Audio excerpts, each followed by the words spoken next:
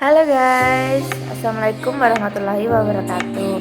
Bertemu lagi nih sama aku Yosi Purwanti. Kali ini aku mau memberikan sedikit informasi tentang penggunaan teknologi informasi dan komunikasi selama perkuliahan daring nih. Menurut kalian apa aja sih media yang sering digunakan pada perkuliahan daring? Sebelum lanjut, jangan lupa like, komen, dan subscribe karena subscribe itu gratis. Nah, kali ini aku mau membahas 4 media teknologi informasi dan komunikasi yang sering digunakan dalam perkuliahan daring.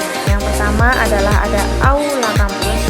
Aula Kampus ini sering digunakan untuk mahasiswa saat mencari materi yang diberikan oleh dosen.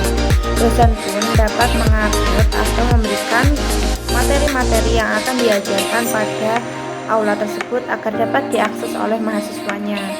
Bahkan dalam aula ini, mahasiswa juga dapat menerima atau mengumpulkan tugas-tugas yang telah diberikan oleh dosen. Berikut inilah contoh media aula kampus yang sering digunakan di Universitas Airlangga. Berikut ini adalah laman dari aula kampus Universitas Airlangga. Laman sendiri ini digunakan untuk mahasiswa-mahasiswa yang ingin mengakses informasi yang diberikan oleh dosen, entah itu tentang materi perkuliahan ataupun tentang tugas. Sebenarnya ini aula kampus tuh nggak hanya digunakan saat perkuliahan daring saja. Ini untuk perkuliahan langsung secara tatap muka tetap digunakan karena dosen akan memberikan materi-materi yang akan diajarkan pada hari itu pada aula kampus ini.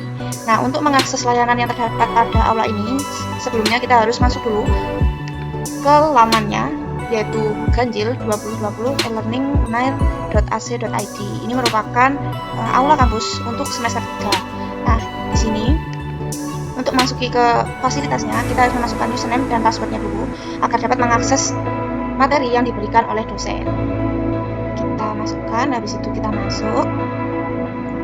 Nah, berikut ini adalah tampilan dari dalam laman website aula kampus.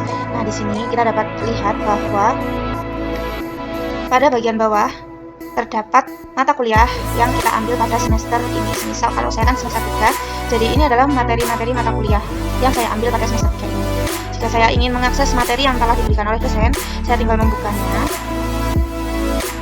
Dan di sini dapat mengikuti materi apa saja sih yang diberikan oleh dosen.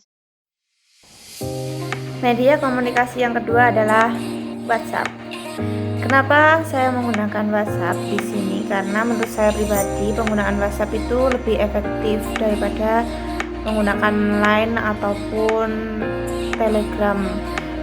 Di WhatsApp ini kita tuh dapat tahu saat kita membuat sebuah grup diskusi secara online tentang materi tugas atau tentang materi pembahasan dari dosen, kita tuh dapat tahu anggota kita itu sudah memahami atau sudah melihat diskusi yang kita lakukan secara online tersebut atau belum. Apabila belum, kita dapat mengecek atau mengechat secara pribadi anggota tersebut agar mengikuti diskusi kita secara online di dalam WhatsApp group. Berikut ini adalah contoh percakapan dari WhatsApp group untuk pembahasan suatu tugas.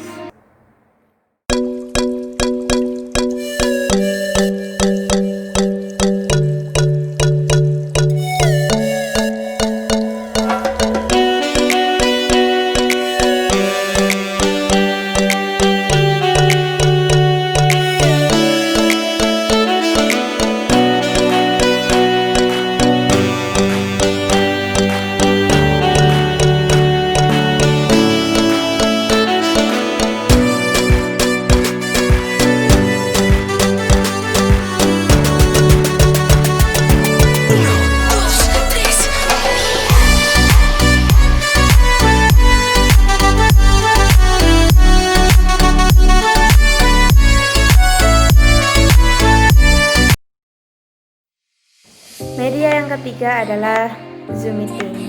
Zoom Meeting ini merupakan media diskusi secara online.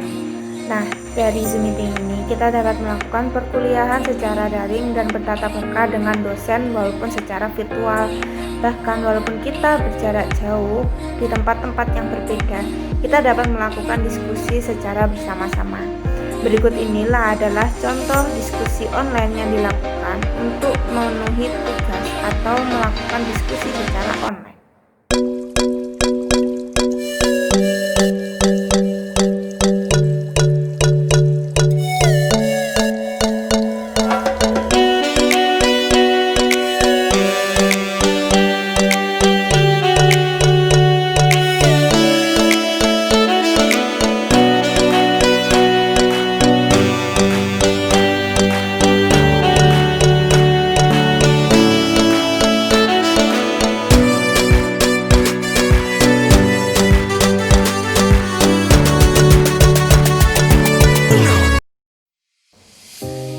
media yang keempat adalah Google Scholar ataupun perpustakaan digital. Nah, di sini aku mau menggunakan Google Scholar dan perpustakaan digital sebagai media informasi dalam kita mencari sumber-sumber informasi. Semisal kita mau mencari referensi nih tentang tugas yang diberikan oleh dosen, kita dapat mencarinya pada Google Scholar ataupun perpustakaan digital. Nah, berikut ini adalah contoh Google Scholar dalam pencarian sumber informasi untuk penyelesaian tugas atau referensi tugas. Nah, media teknologi informasi dan komunikasi yang terakhir adalah Google Cendekiawan atau Google Scholar. Nah, di Google Scholar ini kita dapat mengakses beberapa jurnal yang kita gunakan semisal kita mau mencari referensi tentang suatu penelitian. Nah, semisal di sini aku mau mencari jurnal yang berkaitan dengan perpustakaan digital. Di sini aku menggunakan jurnal yang berkaitan dengan perpustakaan digital. Nah, di sini pun disediakan banyak sekali referensi jurnal yang berkaitan dengan perpustakaan digital. Semisal ini yang pertama ada perpustakaan digital yang dibuat atau yang terdapat pada library um.ac.id. Terdapat juga perpustakaan digital kesinambungan dan dinamika dari jurnal ipb.ac.id.